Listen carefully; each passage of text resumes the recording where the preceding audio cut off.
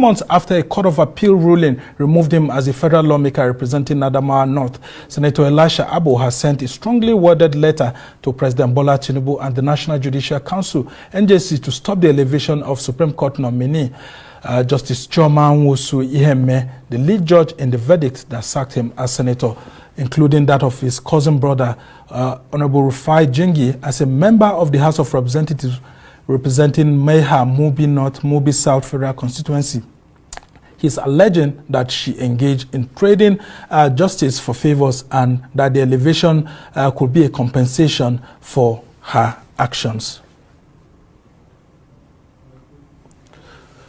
Well, joining me in the studio now is Senator Elisha Abo, who until recently, when he got removed, represented Adamawa North Senatorial District. Thank you so much for joining us on the program. All right, talk to us about the issues that you have been raising. And of course, you want the president to intervene. And how about the National Judicial Council? Shouldn't it have started from there that this is where you would want the action to be taken, though you had written the letter to the NJC? Why exactly did you have to write the president again? Well, thank you so much. First of all, I deliberately waited until now to write both Mr. President and the NJC. The reason why I waited till this very moment is to ensure that similar cases is dispensed with in the Supreme Court. Because by the Electoral Act, which was passed by the 8th Senate of the 8th National Assembly, National Assembly and House of Assembly election matters terminate at the Court of Appeal. Yeah. So I waited for similar cases to be dispensed with in the Supreme Court, even though I knew that what I got in the Court of Appeal was not justice. But I waited until to see what will happen. And I have written to the NJC to investigate this matter. And I have written to Mr. President because Mr. President is the one who acts on the nomination which is being sent to the Mr. President by the CJN as recommended by Judicial Service Commission. Yeah. So the Judicial Service Commission, which the CJN is the chairman, submitted him to the President.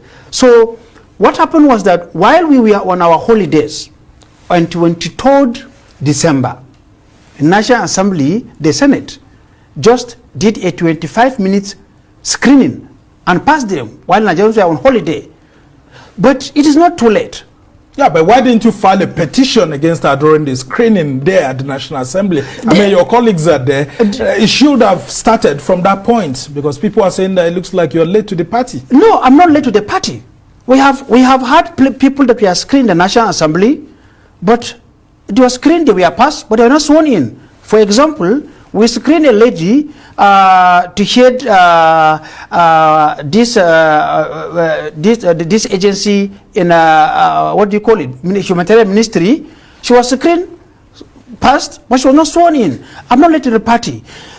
The matter was rushed in by precedence. What happened was that after Mr. President read to the National Assembly, the Senate President do give it to the committee chairman. Yeah, and the committee members, Committee on Judiciary, will now sit down together and look at these things. But in this case, the Senate President did not do that. He just went to the chamber and said, well, Supreme Court nominees are waiting outside, let them come in. And senators said, you can't bring them in here. By precedence, they should go to by our laws, they should go down and be screened by the committee. There and then, the Senate President shouted, Mongonu, Mongonu, who is Central Mongonu, where are you? Okay, go and talk to them outside. Please, we are waiting. 25 minutes talking to them, and he said, pass them. That is an abuse of legislative process. And these are your former colleagues. So if you had issues, I mean, these grievances that you're laying against her, I'm more interested in what you have said, that she was dispensing justice, trading justice for favors. Yes. Isn't that a very grave allegation? It is a very as a former federal lawmaker, you know what that means. It is a very, very grave allegation, and she know I'm saying the truth. She know what she did. What exactly did you mean by that? Well, I will keep one routines wrap up for now until the day I appear, because I sent a petition to the NGC, and NGC must call me. It's the federal government job they are doing. Well, that is now, if they find your allegations worthy of you being called upon. Even if it's not worthy, they will call me to come answer my allegation, because I made an allegation against a Supreme Court nominee. So, and I sent a petition. I sent evidences, and the record of proceedings from the tribunal court come to the Supreme Court, to the Court of Appeal, is there with them. They will study it and match with my own allegation against her. So they have to call me to come and say, okay, shed light into all of this. But I kept some trump cards until when I appear before them, and then I will tell them. She know what she did.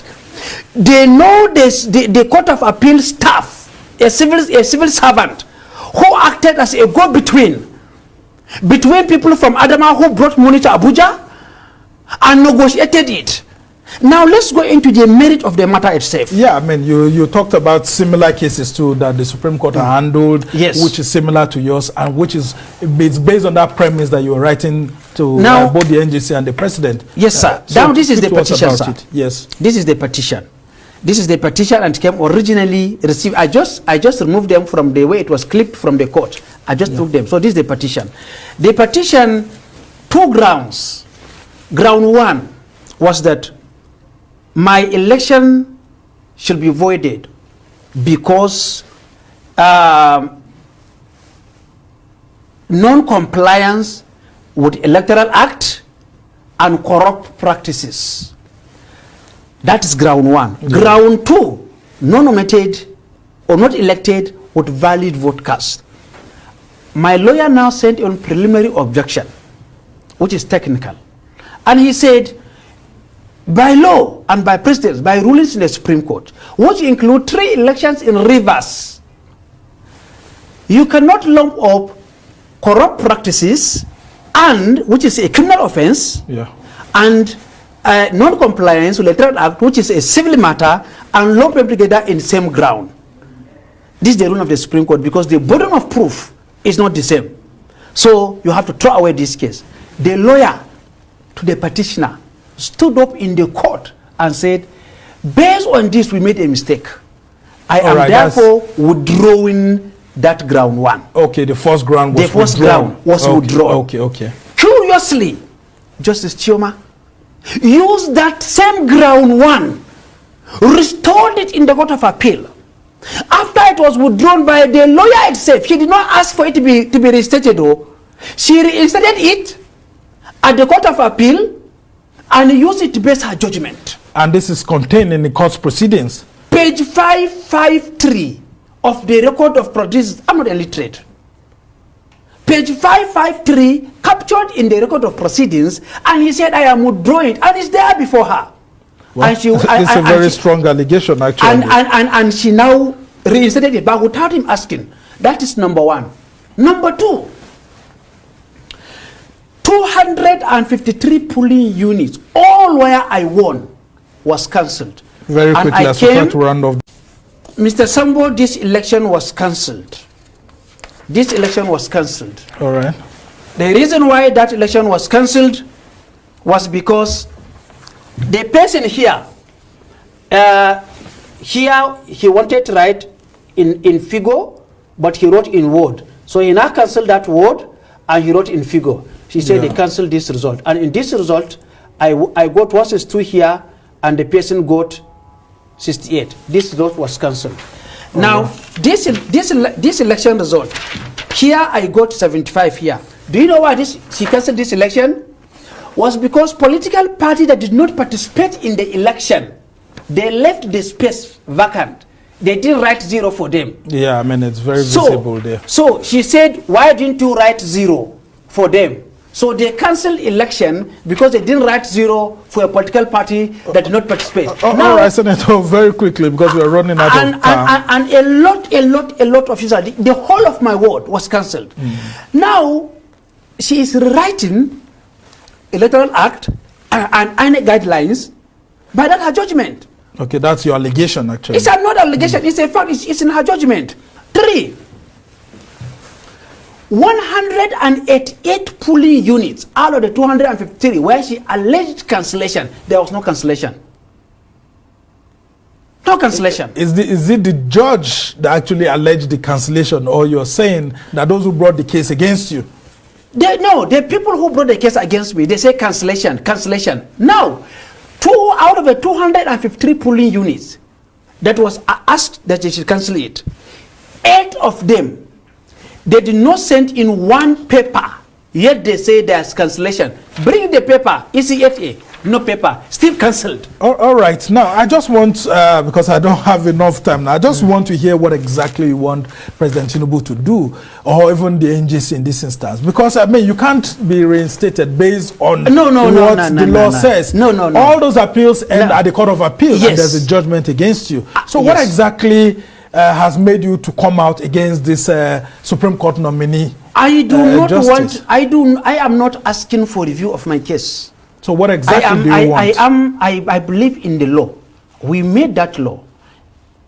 I was a senator for 5 years. We made the law that cases of National Assembly end in the Court of Appeal. I'm not asking for review. Because because it goes against me, I now ask for law to be bent. No. What I want is I want end judicial banditry. What do you mean by that? Judicial coup d'etat. Military uses instrumentality of their office to commit coup against democracy. Judiciary are now using the same instrumentality of their office for coup against democracy. Well, can you say that the action of one person actually means that the entire institution is bad? You know, they cried all over. It's all over the place. Yeah, I mean, here's just one person that has. Plateau State. What will happen to the 2 senators in Plateau State? To 16 members of House of Assembly, to 5 members of the House of Representatives? Who will pay for that crime against democracy? All right. I mean, what will happen to Senator Darlington? Senator Darlington was removed illegally against all known law in the country. The Supreme Court have settled that internal the party matter should not go out. Now Senator Darlington was removed. Who will pay? Who will pay for my own case? I am calling. Yes, sir. I am calling for reform. It's not for me. It's for you, sir. For your children. For me. All right. Exactly in 30 seconds. What do you want President Tinubu to do in this matter? Because judicial discipline rests in the NJC and, of course, the CJN. Mr. President should stop her swearing in till she finishes answering these charges at the NJC. All right. We must thank you so much, Senator Elisha Abo, who used to represent Adamawa North. And then, of course, he had issues. And, of course, he had to be removed. And he's saying that the actions were not properly done. And, of course, his accusations are all against one particular individual. 3 of them, actually.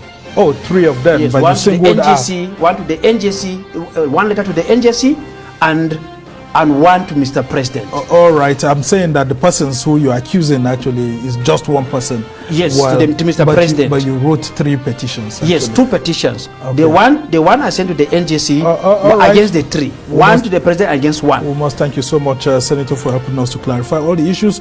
And we only hope that the authorities will actually take charge of what's going on, and the disciplinary issues will be taken up exactly the way the law specifies.